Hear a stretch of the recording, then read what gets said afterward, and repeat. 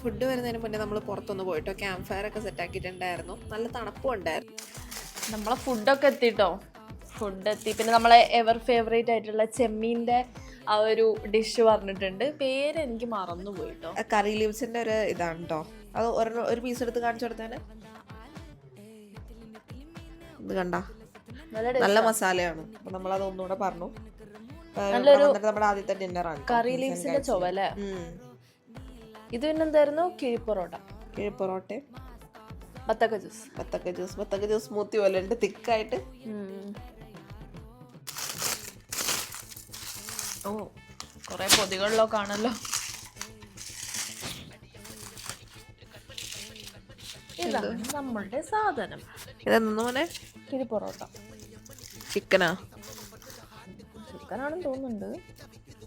അതെ, നല്ല ചൂടാട്ടോ.